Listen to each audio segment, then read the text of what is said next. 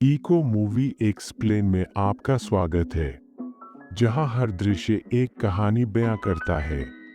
Hollywood की सबसे बड़ी ब्लॉकबस्टर से लेकर छिपे हुए रत्नों तक, हम सबसे रोमांचकारी, रहस्यमय और भावनात्मक फिल्मों का विश्लेषण करते हैं। सभी स्पष्ट, सरल अंग्रेजी में। चाहे वह हॉरर हो, साइंस फिक्शन हो, थ्रिलर हो या ड्रामा, इको मूवी एक्सप्लेन आपको हर फिल्म के पीछे की पूरी कहानी, छिपे हुए ट्विस्ट और गहरे अर्थों को समझने में मदद करता है। तो अगर आपको फिल्में पसंद है और आप हर विवरण को समझाना चाहते हैं, तो आप सही जगह पर हैं। सब्सक्राइब करना, लाइक करना और साप्ताहिक मूवी ब्रेकडाउन के लिए बेल आइकन को दबाना न भूलें। चलिए आज की मूवी में गोता लगाते हैं। लंदन में वर्ष 2000 के आसपास मैथ्यू वैन हेल्सिंग, प्रसिद्ध 19वीं सदी के चिकित्सक अब्राहम वैन हेल्सिंग के वंशज, कुख्यात कारफैक्स एबे के खंडहरों के ऊपर निर्मित एक एंटीक स्टोर चलाते हैं। एक शाम उसकी सचिव सोलिना अपने प्रेमी मार्कस और उनके दोस्तों ट्रिक, नाइटशेड, डैक्स और एडी के साथ छिपे हुए खजाने को उजागर करने की उम्मीद में दुकान के छिपे हुए भूमिगत कक्ष में घुस जाती है।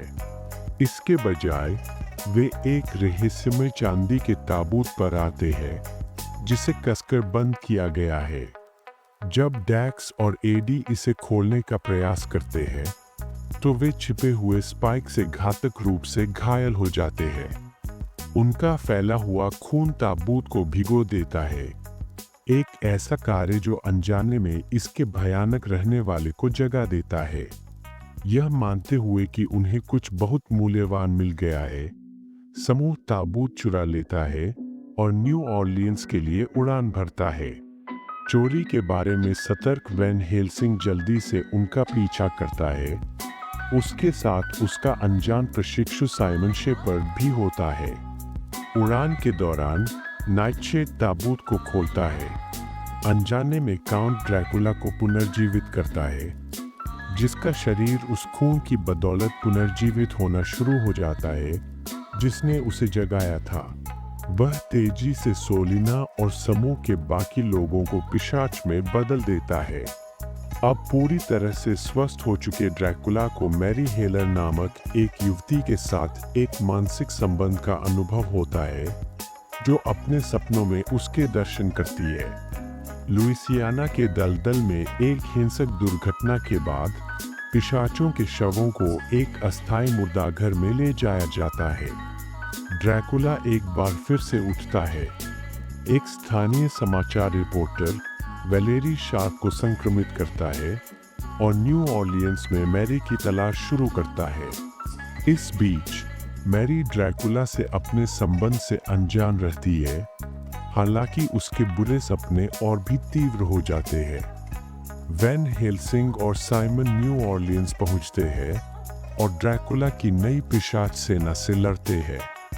झड़प के बाद वैन हेल्सिंग साइमन को एक चौंकाने वाला सच बताता है। वह वंशज नहीं है, बल्कि खुद मूल अब्राहम वैन हेल्सिंग है। ड्रैकुला के खून का इंजेक्शन लगाकर उसने अपने खुद के वारिस होने का दिखावा करते हुए एक सदी से भी ज्यादा समय तक अपने जीवन को लंबा कर लिया है। दशकों के अध्ययन के बावजूद वह ड्रैकुला को हमेशा के लिए खत्म करने का कोई तरीका नहीं खोज पाया है। वह बताते हैं कि ड्रैकुला की उत्पत्ति एक रहस्य बनी हुई है, हालांकि यह ज्ञात है कि वह ईश्वर, ईसाई धर्म और चांदी से घृणा करता है।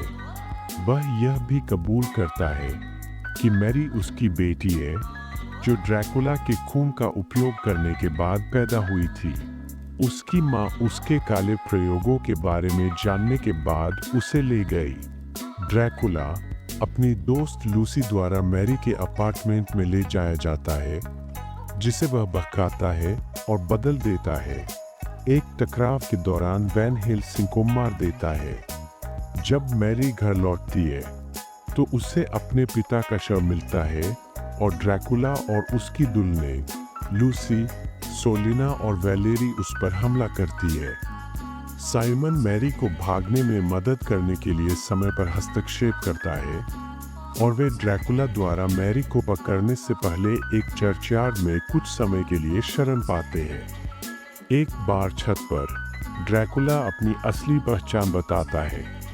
यहूदा इस्करियोती, बाइबल का प्रेरित जिसने 30 चांदी के टुकड़ों के लिए यीशु को धोखा दिया था। मसीह के सूली पर चढ़ने के बाद यहूदा ने आत्महत्या करने का प्रयास किया, लेकिन मरने के बजाय वह शापित हो गया, पहले पिशाच के रूप में पुनर्जीवित हुआ।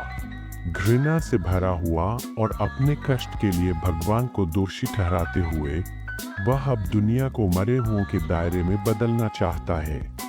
मैरी का सुझाव है कि उसकी अमरता उसके क्षमा मांगने से इनकार करने से जुड़ी है, लेकिन ड्रैकुला मोचन का उपहास करता है। जब अंतिम लड़ाई शुरू होती है, साइमन वैलेरी को मार देता है, लेकिन शेष पिशाचों से अभिभूत हो जाता है।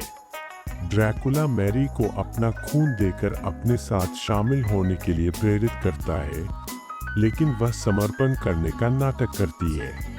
साइमन की मदद से वह दुल्हनों को नष्ट कर देती है और ड्रैकुला को चाकू मार देती है, अपनी स्वतंत्र इच्छा साबित करती है और उसके नियंत्रण का विरोध करती है। क्रोधित होकर ड्रैकुला हमला करता है, लेकिन मैरी उसे एक विशाल क्रूस पर लिपटी हुई जंजीर से फंसाने में सफल हो जाती है। भोर होते ही वह उसे छत से फेंक देती है।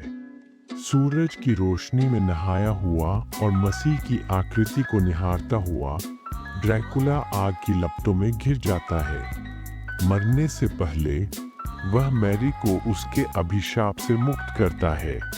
इसके बाद मैरी अपने पिता की तरह ड्रैकुला के अवशेषों की रक्षा करने की गंभीर जिम्मेदारी लेती है, ताकि यह सुनिश्चित हो सके कि प्राचीन बुराई फिर कभी न उभरे। इस बार साइमन उसके साथ खड़ा है। तो अगर आपको फिल्में पसंद है और आप हर विवरण को विस्तार से जानना चाहते हैं, तो आप सही जगह पर हैं।